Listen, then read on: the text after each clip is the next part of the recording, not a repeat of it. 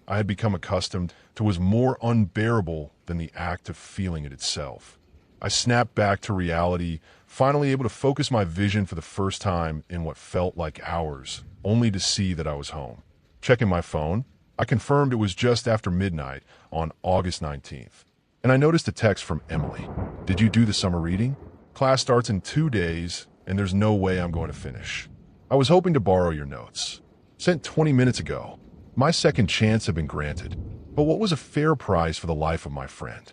The past has been rewritten seamlessly. The guilt that had found a home in my chest was gone. But deep down, I knew it wasn't free. Had allowing the man to feed on my misery been enough? That didn't feel right. The only thing that felt fair was a life for a life. I hurriedly opened up my laptop and searched missing persons plus March plus Bainbridge. And found what I was looking for, a series of articles that had once been about Emily. Local woman goes missing after night out. The search is on for missing woman, missing persons case goes cold, but the headlines had changed. Now, the face of another woman is staring back at me from the flyers splashed across every webpage. Emily was meant to die that night, but by undoing fate, I doomed someone else to take on her final moments instead. My mistake never happened, but someone else paid the price for me. Another woman walked home alone in Emily's place. I searched the woman's name, hoping to find out something about her that would make me feel better about my decision. She was a teacher, a new mother, someone's wife, someone's friend, just like Emily had been mine. I was going to be sick. I ran to the bathroom and retched, clearing my stomach of its contents while burning my throat. I splashed water on my face and looked in the mirror, and a scream ripped from my lungs. It wasn't my reflection staring at me. It was hers, the woman who took Emily's place. She was staring, hollow-eyed, lips moving without sound. I could only just barely make out what she was trying to communicate. Was it worth it? And that's when I realized why the man who sold second chances appears when there are no stars, when the sky is devoid of all light. It's not so that people could look towards their second chances with hope. It was so that when you paid, your grief had nowhere to go. It was so that when your second chance was granted, you'd be left with nothing inside, but an even deeper guilt, a depth so dark, so hollow, it felt like looking into a hole dug too deep, a hole that had no bottom, and on that he could feast. Second chances are not given. They're taken, stolen, carved from the bones of time itself, and the man who sells them will always be there for those who need them most. Story 8. The building hums your name when it's ready to feed. That's how you know it's too late. I've worked security here for 6 years. I had a partner once, Mark. He said he heard humming in the ductwork one night and went to check it out. We found his badge melted to the floor. There was no sign of his body. It is now 10 years later. For the last damn time, this building isn't cursed or haunted. It's radioactive.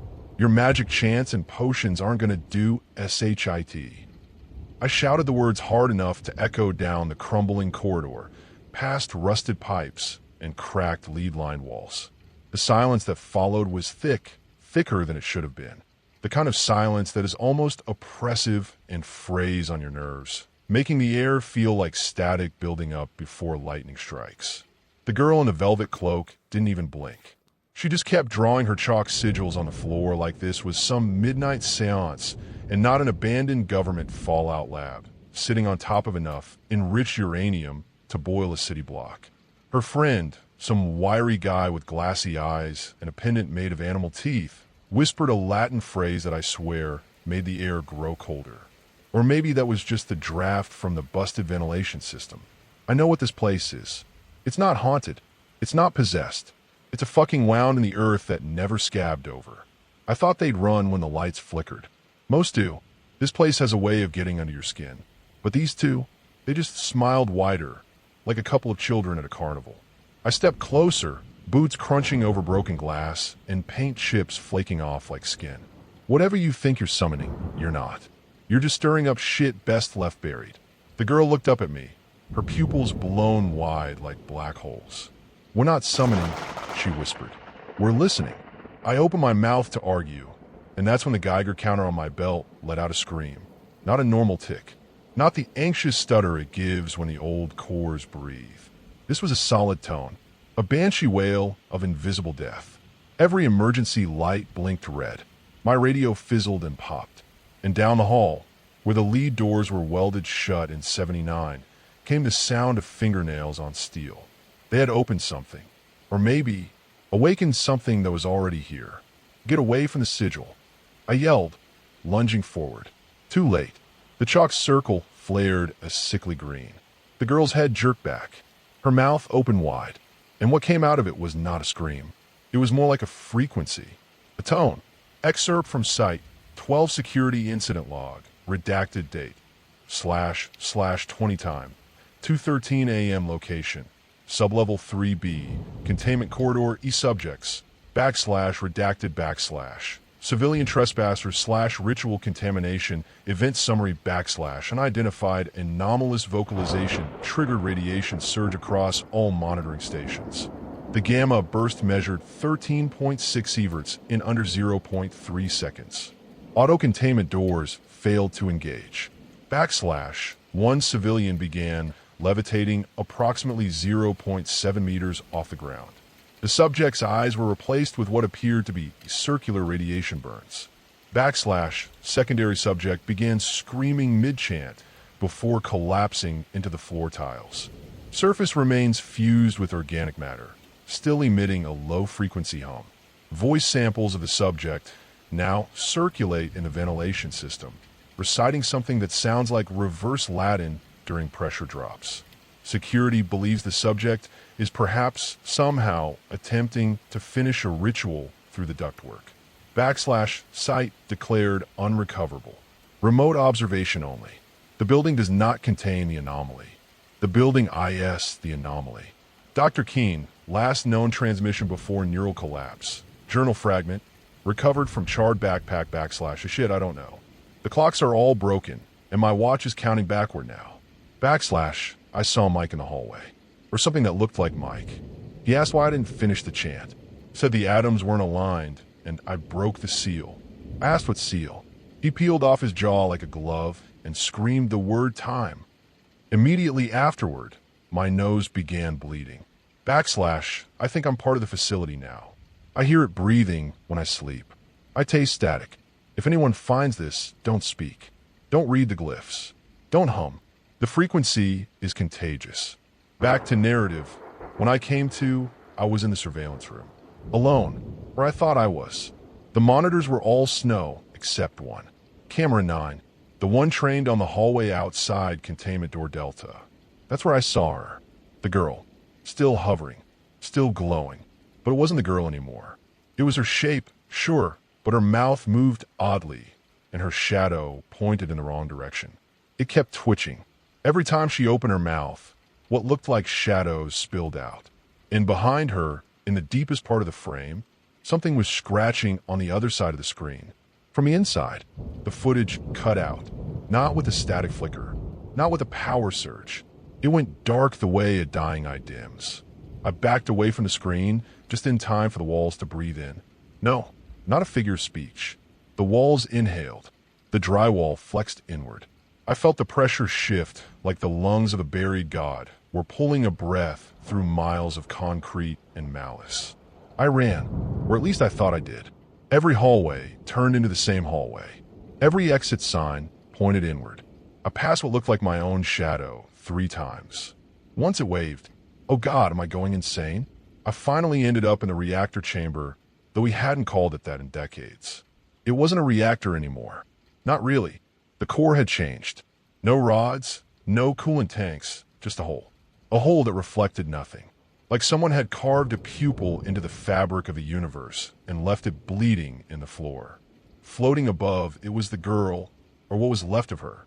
Her body twitched in sync with the Geiger counter still screaming on my belt, moving to the rhythm of radiation itself. Her skin was fracturing like porcelain. Light was leaking out from the cracks. But it wasn't really light, not like we know it. And then I heard it, / welcome back. My nose burst. My teeth rang. My thoughts scattered like rats in floodwater. Because that voice, it wasn't from her. It wasn't from a facility. It was like it was coming from somewhere beyond. They'd built this place to observe dark energy, to map decay, They found something older than time itself, something that feeds on those who observe it. I staggered forward, and just before I fell into the core, I saw what she was mouthing silently. We are inside it. We always were. Recovered audio log. If you're hearing this, I didn't make it out. That's fine. I don't think I was ever supposed to. But you, whoever finds this, don't try to fix it. Don't try to seal it. Burn the maps. Kill the frequencies. Forget the name of this place. And above all else, never listen when it hums your name. That's it for today's creepy Reddit tales. Before we go, I just want to say a quick thanks to all of you for watching, liking, and sticking around. You guys keep this channel going, and I'll be back soon with more stories that'll make your skin crawl. Drop a comment if you've got your own spooky tale to share, and I'll see you in the next one.